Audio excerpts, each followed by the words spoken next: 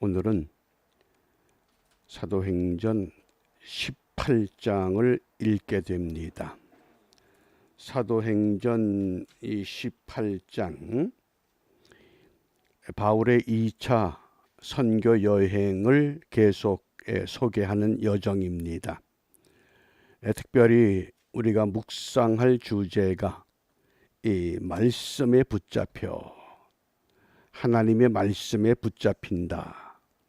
과연 하나님의 말씀에 붙잡히는 것이 무엇을 의미하는지 우리 먼저 5절 말씀을 함께 읽습니다.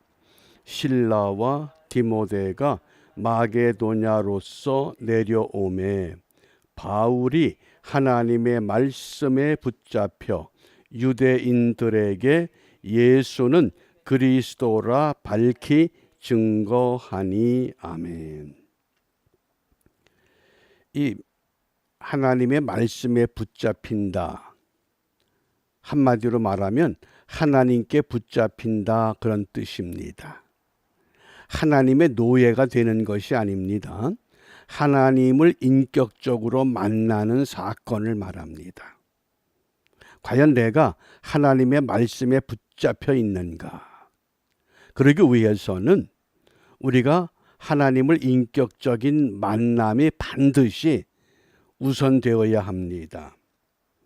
그 히틀러의 경호원으로 그 일생을 추종했던 쿠르트 바그너라고 하는 사람이 있었습니다. 쿠르트 바그너. 그는 히틀러를 마치 신처럼 숭배했습니다. 그런데 그 히틀러가 어느 벙커에서 자살을 하고 나자 그 인생이 완전히 무너지기 시작합니다. 그래서 이 쿠르트 바그너도 나도 히틀러처럼 자살해야 되겠구나.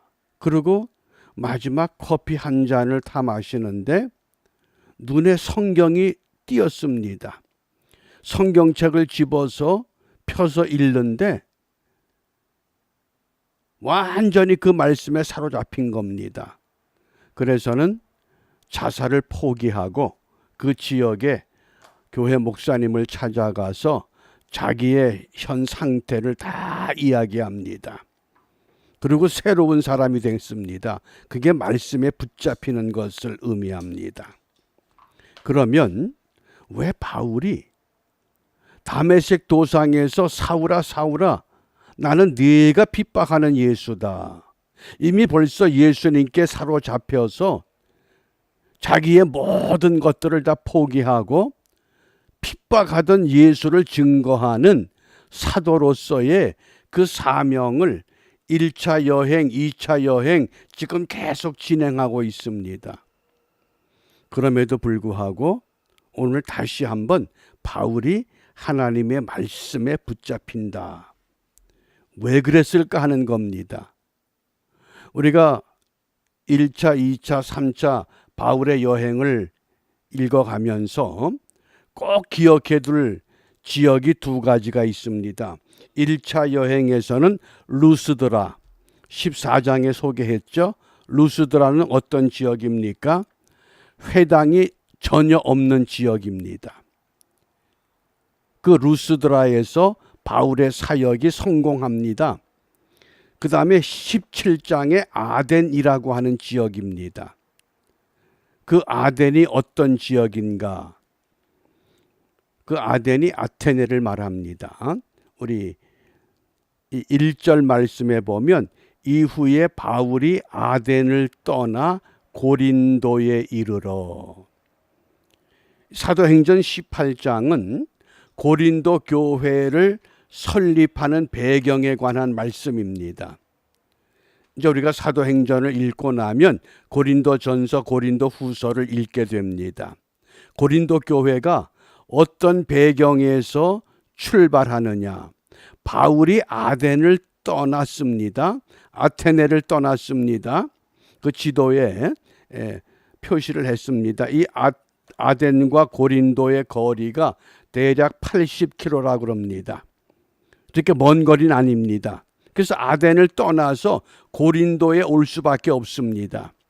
그러면 이 아덴이라고 하는 것은 어떤 도시냐? 그 사도행전 17장 16절 이하의 말씀을 보면 이 아테네라고 하는 것은 사도 바울의 마음 가운데 우상이 가득한 도시입니다. 쉽게 말하면 이 당시 아테네가 아덴은 헬라 철학이 왕성했던 지역입니다. 그 위대한 사도, 그 바울의 위대한 학문, 바울이 그런 생각을 했을 겁니다. 아테네의 헬라 철학이 아무리 성행해도 나도 가말리엘 문화생이야. 헬라 문화, 히브리 문화 내가 다 섭렵한 사람이야. 그들에게 가서 본때 있게 예수의 부활을 전해보자. 그런데 이 아덴에서는 교회를 세우질 못했습니다. 무슨 이야기입니까?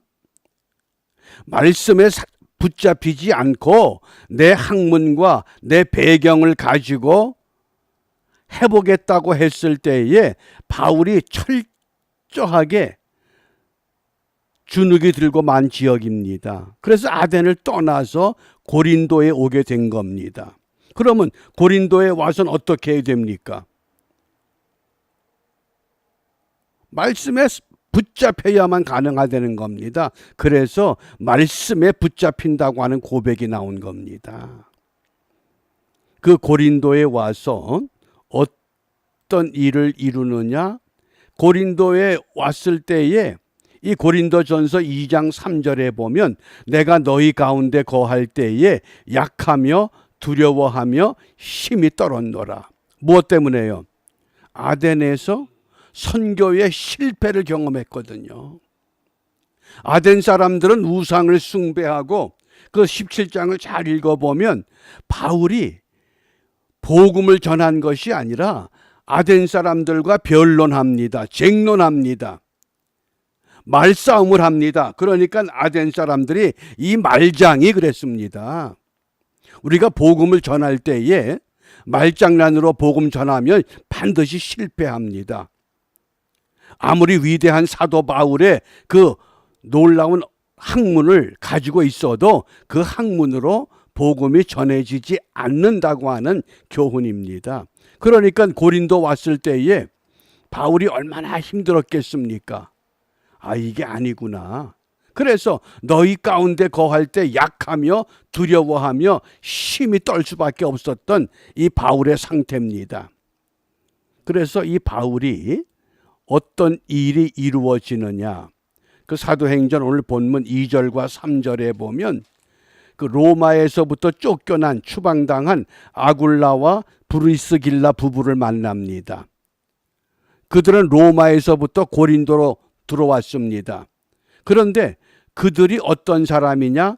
3절에 보면 업이 같음으로 함께 거하여 일을 하니 그 업은 장막을 만드는 것이더라. 고린도에서 1년 6개월 동안 머물게 되는데 아덴에서 실패한 그 경험, 교회를 세우지 못했던 그 안타까움, 그러니까 의식주 문제를 고린도에서 어떻게 해결해야 됩니까? 마침 아굴라와 브루스길라를 만났습니다. 그들이 장막을 만드는 전문가입니다. 그래서 바울도 같이 일하면서, 그래서 일을 하면서 선교할 수밖에 없는 상황이 된 겁니다. 그게 오늘 18장에 이 고린도에서 바울이 처한 환경입니다. 전적으로 복음을 전할 수 있었던 그 은혜가 이제는 장막을 만들어야 되고, 그 장막을 만들면서 아굴라와 브리스길라 집에 거하면서 그들에게 복음이 증거되고 점차적으로 복음은 학문이 아니구나, 복음은 말싸움이 아니구나, 말씀에 붙잡혀야 되겠구나, 그걸 절실하게 깨달았다고 하는 사실입니다.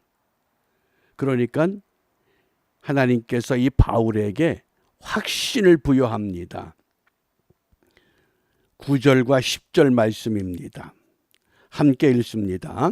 밤에 주께서 환상 가운데 바울에게 말씀하시되 두려워하지 말며 잠잠하지 말고 말하라. 내가 너와 함께 있음에 아무 사람도 너를 대적하여 해롭게 할 자가 없을 것이니 이는 이 성중에 내 백성이 많음이라. 아멘. 아덴의 실패의 그 흔적이 순간순간 내가 이 장막 만드는 일을 자비량 선교를 하면서 얼마나 마음이 괴로웠겠습니까? 그런데 어느 날 밤 환상의 가운데 주님께서 말씀합니다. 두려워하지 말어. 잠잠하지 말고 계속 복음을 전해라. 내가 너와 함께한다. 데살로니가에서는 또 베레아에서는 유대 사람들이 사람들을 끌고 와서 바울을 괴롭혔습니다. 그런데 여기서는 너 해야 할 사람이 없어. 그러면서 어떤 소망을 던졌습니까? 이 성중에 내 백성이 많다.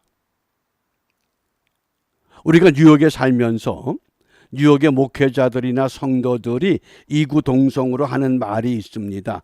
참 이민 목회가 힘들다. 그런데 오늘 이 말씀을 보면 두려워하지 말며 잠잠하지 말고 말하라. 이는 이 성중에 내 백성이 많다. 하나님께서 이런 환상을 주시고 이런 말씀을 주신다고 하는 것, 이것이 확신이 된다 그러면 두려울 게 없습니다. 문제는 영의 눈을 떠서 정말 이 성중에 하나님의 백성이 누구인가를 찾을 수 있는, 그들을 만날 수 있는 은총을 하나님이 우리에게 허락해 주신다고 하면 분명 하나님의 교회는 교회답게 세워질 줄 압니다. 근데 그것이 아니고 인간적으로 인위적인 방법으로 내가 무엇을 해서 하려고 하면 할수록 바울이 아덴에서 경험했던 그런 쓰라린 경험을 할 수밖에 없습니다. 그렇기 때문에 이 고린도에 1년 6개월 동안 머무는 이 바울에게 하나님은 놀라운 환상을 주신 겁니다. 우리 9절 10절 말씀, 오늘 이 시대에 우리를 향한 하나님의 환상의 말씀이라고 확신하면서 다시 한번 함께 읽습니다. 밤에 주께서 환상 가운데 바울에게 말씀하시되 두려워하지 말며 잠잠하지 말고 말하라. 내가 너와 함께 있음에 아무 사람도 너를 대적하여 해롭게 할 자가 없을 것이니 이는 이 성중에 내 백성이 많음이라. 아멘. 우리가 살고 있는 이 뉴욕에 구원받아야 할 하나님의 백성이 하나님은 지금도 많다고 하십니다. 그러므로 두려워하지 말라고 합니다. 잠잠하지 말라고 합니다. 복음을 전하라고 합니다. 누구에게 전해야 됩니까? 오늘 우리가 이 아침 시간에 우리 영의 눈을 떠서 하나님의 백성이 누구인가를 찾을 수 있고 만날 수 있고 그들에게 이 복음을 전할 수 있는, 바울의 학문과 자기의 어떤 그 배경 가지고 아덴 지역에서 복음을 전하고자 했을 때는 실패할 수밖에 없었습니다. 그래서 아덴에서의 그 실패한 그 경험이 고린도라고 하는 국제 항구 도시에 와서 새로운 전략을 짜게 만듭니다. 그렇게 하는 것이 아니다. 말씀에 붙잡혀라. 예? 말씀에 붙잡혀라. 그래서 말씀에 붙잡히기만 하면 하나님께서 반드시, 그래서 고린도 교회가 세워진 겁니다. 그리고 고린도 전서, 고린도 후서가 오늘 우리에게 읽혀지게 됩니다. 그러므로 우리가 오늘 무엇을 기도할 것이냐? 우리 분명히 두려워하지 말며 잠잠하지 말고 말하라. 이 성중에 내 백성이 많음이라. 아직 우리 눈에 보이지 않고 우리가 만나지 못했지만은 하나님께서 예정하시고 구원해야 할 하나님의 백성의 수가 많다고 하십니다. 그래서 그들을 찾을 수 있고 그들을 만날 수 있고 그들에게 복음을 전할 수 있는 복음의 증거자로 살아가게 하옵소서. 이것이 우리의 기도입니다. 그럴 때에 구원받을 자를 찾게 하시고 북한의 세수 우상 정권 무너뜨려 주게 하시고 우리 미국이 청교도 신앙으로 거듭나는 교회들로 회복하여 하나님의 구원받을 백성들을 찾아서 바르게 세우는 일에 승리하는 우리 복된 하루, 또 이런 믿음으로 내일 함께 모여 예배하고 8월을 마감하면서 우리가 9월을 예비하는 은총의 하루가 되시기를 주님의 이름으로 축복합니다. 기도합니다. 역사의 주인 되시는 아버지 하나님, 사람의 방법과 사람의 수단이 아니라 하나님 말씀에 붙잡혀 하나님의 방법대로 순종하며 나아갈 때에 미처 깨닫지 못했던 구원받아야 할 하나님의 백성들이 많다 하심을 다시 한번 우리에게 들려주셨사오니 이 말씀 의지하여 아버지 하나님이여 우리의 영의 눈을 뜨게 하시고 하나님의 백성들이 어디 있는가를 찾게 하시고 만나게 하심으로 하나님의 구원의 수가 날마다 증가하며 회복되는 은혜를 함께 누릴 수 있도록 인도하여 주시옵소서. 이러한 은혜를 사모하며 우리가 다시 한번 주님 앞에 소원하며 간구합니다. 구원받을 자를 찾게 하여 주시고 북한의 세습 우상 정권 주님 더 이상 그대로 두지 마시고 하나님의 놀라운 방법으로 무너뜨려 주시며 아버지 이 미국 땅에 참으로 신앙의 자유를 찾아서 이곳을 찾았던 청교들의 그 순수한 신앙을 우리 모든 교회들이 다시 회복하여 하나님의 거룩한 땅으로 세워가는 일에 부족함이 없게 하여 주시옵소서. 이러한 일이 반드시 믿음 가운데서 이루어지기를 소원하며 주님이 가르쳐 주신 기도로 함께 기도합니다. 하늘에 계신 우리 아버지, 아버지의 이름을 거룩하게 하시며 아버지의 나라가 오게 하시며 아버지의 뜻이 하늘에서와 같이 땅에서도 이루어지게 하소서. 오늘 우리에게 일용할 양식을 주시고 우리가 우리에게 잘못한 사람을 용서하여 준 것 같이 우리 죄를 용서하여 주시고 우리를 시험에 빠지지 않게 하시고 악에서 구하소서. 나라와 권능과 영광이 영원히 아버지의 것입니다. 아멘.